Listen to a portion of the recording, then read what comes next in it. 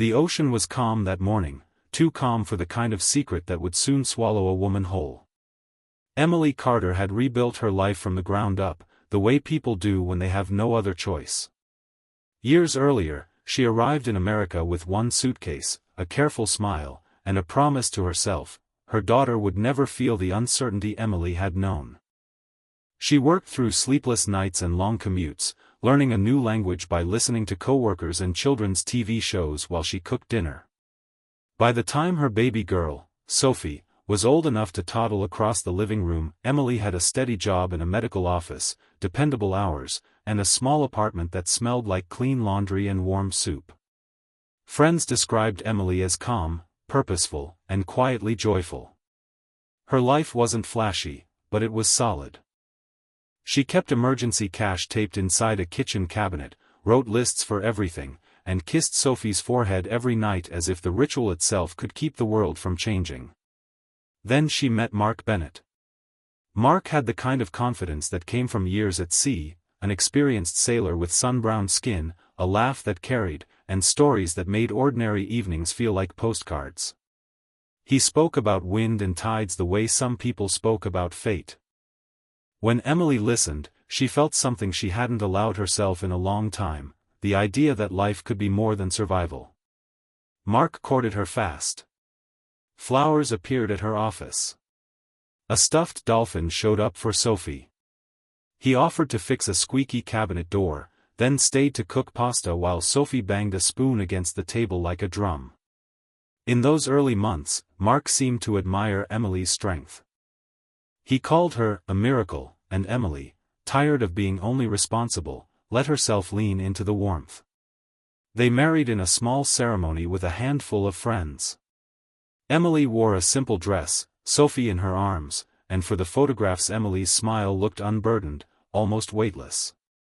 But marriage introduced a new rhythm, one that didn't match the steady tempo Emily had worked so hard to build. Mark's work came and went. Sometimes he had good weeks, sometimes nothing. He talked about the next job the way gamblers talked about the next hand. Emily, who had spent years clawing her way toward predictability, felt her chest tighten every time a bill arrived. She began covering more: rent, groceries, childcare, while Mark insisted things would turn around if she would just stop worrying. Their arguments weren't loud at first. They started as sighs at the kitchen counter, as clipped sentences over the hum of the fridge. Mark wanted freedom, more time on the water, bigger plans, fewer limits. Emily wanted schedules and savings and a future that stayed put. And then there was Sophie, Emily's anchor and Mark's complication, depending on which mood he was in. One night, after Sophie finally fell asleep, Mark spread nautical charts across the table like a magician laying out a trick. "Delayed honeymoon," he said, tapping the paper. "Just us on the water. A fresh start."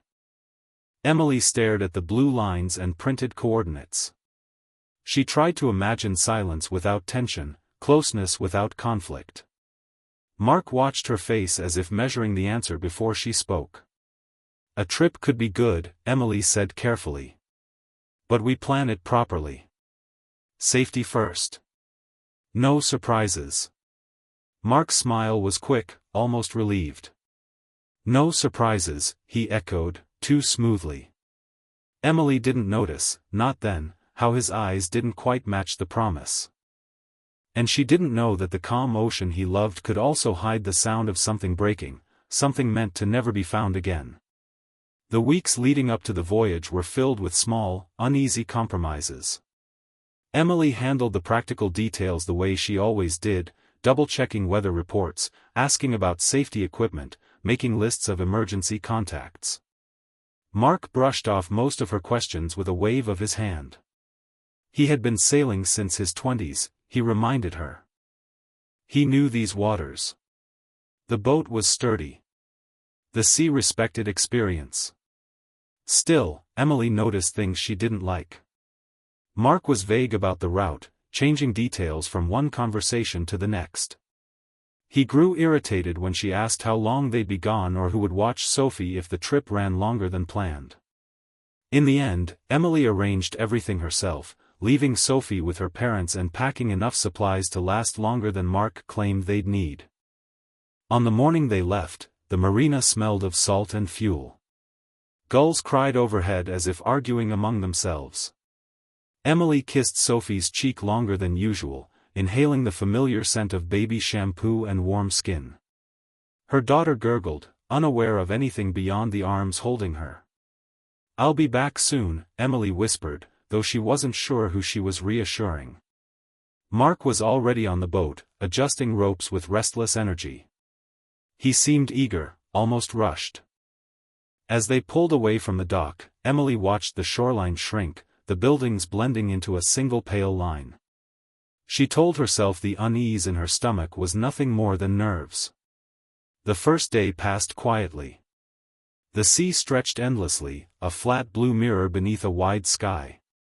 Emily tried to relax, sitting on deck, letting the sun warm her shoulders.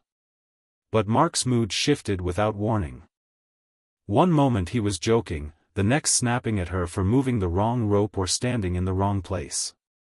That night, anchored in open water, the argument finally broke free. "You don't trust me," Mark accused, his voice sharp in the dark. "I trust facts," Emily replied, keeping her tone steady. "I just want to know where we're going and when we'll be back." Mark laughed, but there was no humor in it. "You're always planning. Always controlling." Emily stared at him, the faint light from the cabin casting hard shadows across his face. "I'm protecting my child," she said quietly. "And myself." The words seemed to strike something raw. Mark turned away, slamming a locker shut harder than necessary. Emily lay awake long after he fell asleep, listening to the water slap against the hull, each sound echoing through the narrow space. The next morning, something felt off. Mark was distant, focused on small tasks with unnatural intensity. Emily noticed a faint dampness near the floorboards below deck, a smell that didn't belong. When she mentioned it, Mark dismissed it instantly: condensation, nothing more. By midday, the wind picked up slightly, though the waves remained manageable. Emily moved carefully, one hand always braced. She thought about Sophie, about the way her daughter reached for her face when she laughed. She wondered if she'd been selfish to leave at all. At some point, Mark asked her to go below deck and retrieve something from a storage compartment. Emily hesitated. The boat rocked gently, but enough to make the ladder slick. "I'll be quick," Mark said. "Just grab the bag." Emily descended into the narrow space, the air cooler, heavier. She crouched, reaching into the compartment as the boat shifted beneath her. Above her, Mark's footsteps moved, not away, but toward something else. Emily opened her mouth to call his name. What happened next was never seen, never heard clearly by anyone else. Only the ocean knew how suddenly everything changed. When Mark called for Emily, she didn't answer. At first, he said he assumed she was still below deck, busy with the storage compartment he'd asked her to check. Minutes passed. The boat drifted gently, the engine idling, the horizon unbroken in every direction. Mark called her name again, louder this time. No response. According to Mark, panic didn't come right away. He later told investigators he felt irritation first. Emily had a habit of doing things her own way, of lingering when he expected speed. He said he climbed down to the cabin, scanning the tight space. The bag he'd asked for sat open. Emily was gone. What he did next would become one of the most scrutinized moments of the entire case. Instead of shouting immediately, instead of scanning the water, Mark moved through the boat with focused urgency. He checked compartments. He gathered loose items. He secured personal belongings as if preparing for rough weather rather than an emergency. Only after several minutes did he step onto the deck and look out over the sea. Emily was nowhere in sight. Mark claimed he called out then, her name swallowed by wind and open water. He said he circled the boat slowly, scanning the surface for movement, for color, for anything that didn't belong. But there were no frantic maneuvers. No immediate distress call. No desperate dive into the water. The ocean remained calm, indifferent. Eventually, Mark contacted authorities. His voice, recorded later, was steady, too steady, some would say. He explained that his wife had fallen overboard. An accident. A terrible, unexplainable accident. A search began almost immediately. Boats crisscrossed the area. Helicopters cut low over the water, their rotors beating the air into white spray. Rescue teams scanned mile after mile, calling Emily's name into the vastness. The sea offered nothing back. No sign of her. No clothing. No trace that she had ever been there at all. Hours turned into days. The search expanded, then narrowed, then finally stopped. Emily Carter did not come home. While the search was still underway, Mark's behavior raised quiet alarms.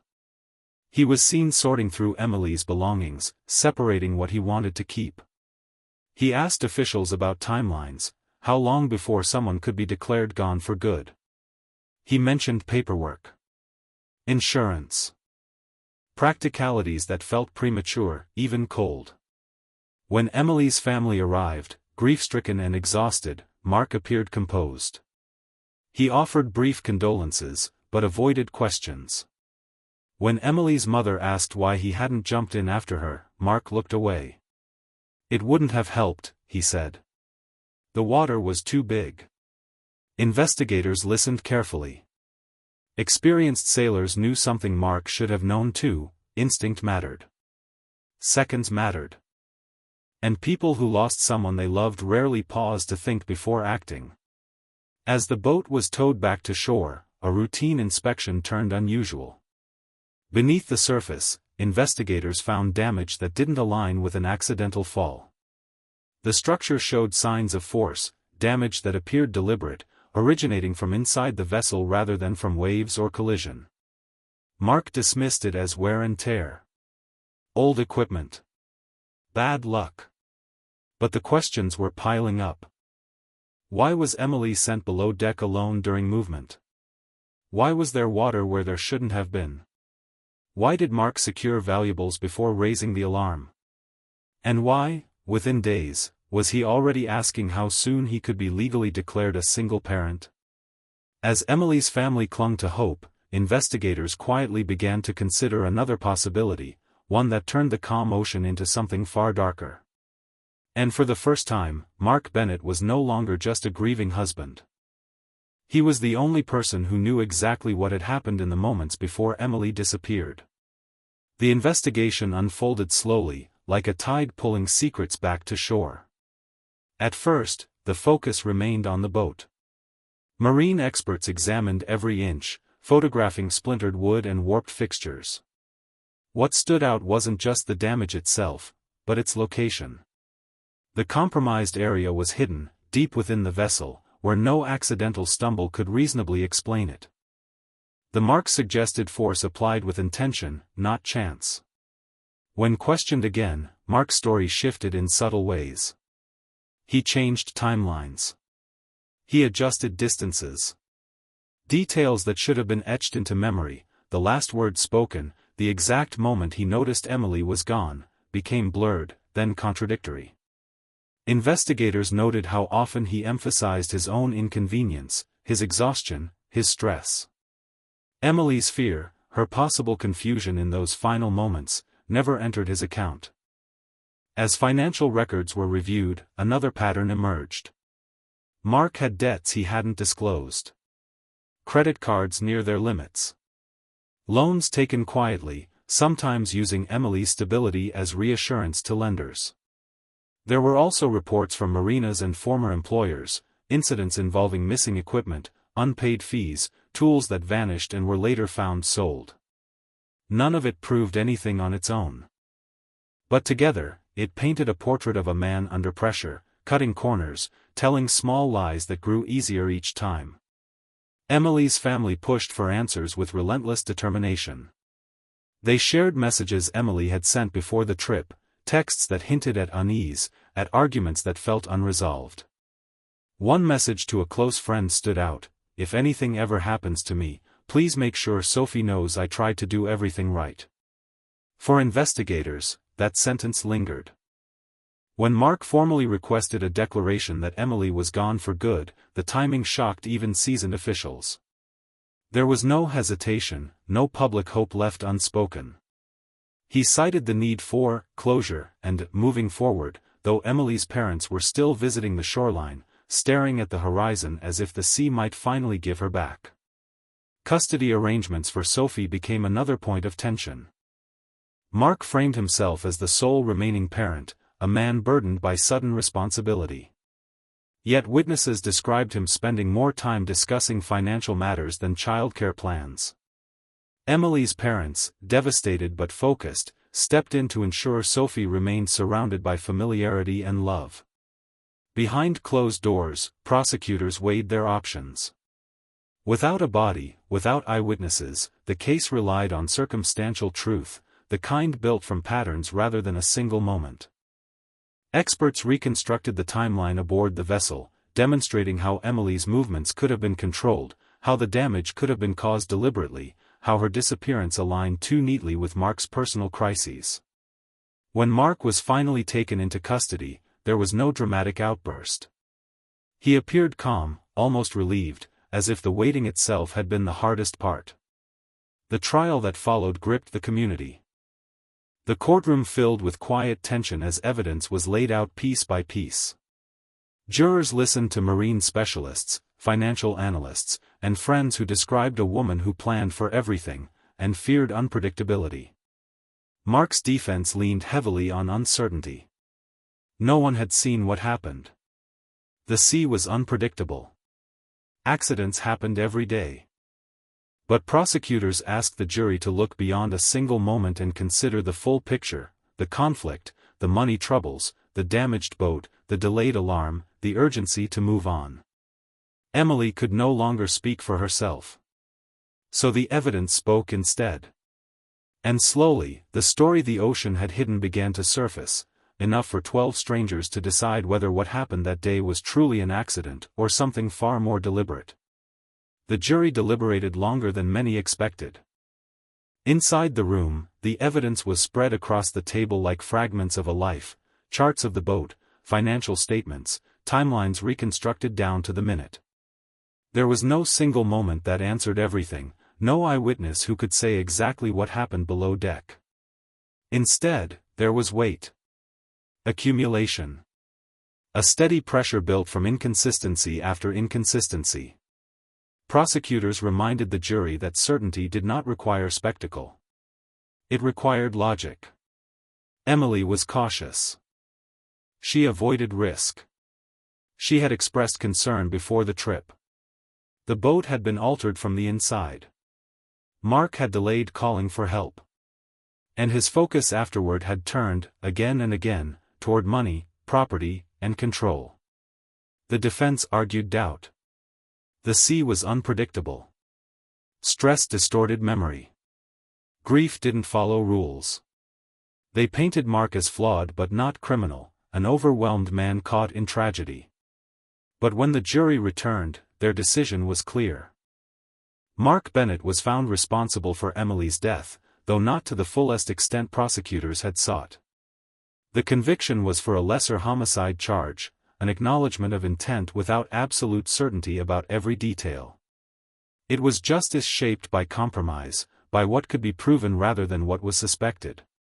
In the courtroom, Emily's parents held hands, their faces etched with exhaustion rather than relief. There was no victory in the outcome, only finality. Mark stood silently as the sentence was read, years of his life measured out in months and numbers. He did not look at the gallery. He did not speak. Outside, cameras waited. Headlines followed. For a brief time, Emily's name circulated widely, often attached to the way she disappeared rather than how she lived. Her family worked quietly to correct that. They spoke about her resilience. Her devotion to Sophie. The way she laughed softly, the way she planned ahead, the way she believed love should be steady, not chaotic. They shared photos of birthday candles and park benches, of ordinary moments that felt extraordinary in hindsight. Sophie remained too young to understand any of it. She grew in the care of family who told her stories gently, carefully, stories about a mother who crossed oceans to build a life, who worked hard, who loved deeply. They avoided details that would one day hurt. There would be time for truth later. Mark's appeals failed. The sentence stood. Years passed. The marina where the voyage began returned to its usual rhythm, boats coming and going, gulls crying overhead, engines humming. The sea gave no answers, only distance. But Emily was not forgotten. Her family established traditions in her name. Quiet ones. A candle on her birthday. A letter written each year to Sophie, sealed and saved. They refused to let Emily be defined by her final day, insisting instead on the decades of intention that came before it. And though the ocean had taken her body, it never took her story. That belonged to those who loved her, and to a daughter who would one day grow up knowing that her mother's life was bigger than the silence she left behind. Time did what the trial never could, it softened the sharpest edges without erasing them. Years after the verdict, Emily Carter's name no longer appeared in headlines. The public moved on, as it always did. But for those who loved her, time became something else entirely, a measure of what was missing, and of what still remained. Sophie grew taller. Her hair darkened. She inherited her mother's careful focus, the same quiet intensity when learning something new. Emily's parents watched for familiar gestures, the tilt of the head, the thoughtful pauses, and found them often enough to smile through the ache. They kept Emily present in ordinary ways, cooking her favorite meals, revisiting parks she once loved, telling stories that emphasized strength rather than loss. They were deliberate about it. Emily was not remembered as a woman who vanished at sea. She was remembered as a woman who planned ahead, who crossed borders for her child, who believed stability was a form of love.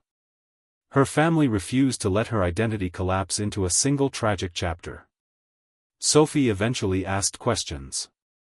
Not all at once. Not the hardest ones at first. They answered honestly, but gently. They spoke about choices and consequences, about how adults sometimes fail each other. They made sure Sophie understood one thing above all else: none of what happened was because of her.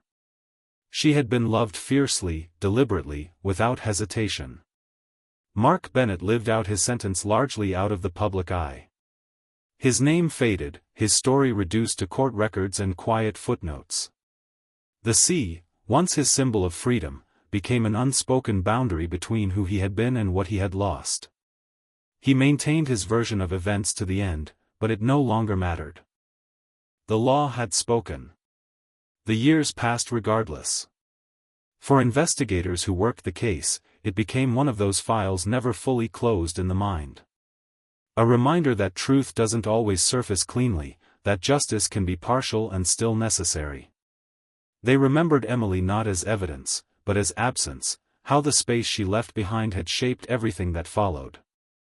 On the anniversary of the voyage, Emily's family returned to the coast, not to search, not to ask for answers, but to stand together. The water was calm, as it had been that morning years ago. The horizon looked endless. They didn't speak much. They didn't need to. Emily's life had meaning long before that day, and it continued to have meaning long after. Through her daughter's laughter. Through the choices her family made to remember her fully, not selectively. Through the quiet insistence that a person is more than the worst thing that ever happened to them. The ocean kept its silence. But Emily's story did not end there. It lived on, in memory, in resilience, and in the promise that even when truth is buried deep, love has a way of resurfacing, again and again, refusing to disappear.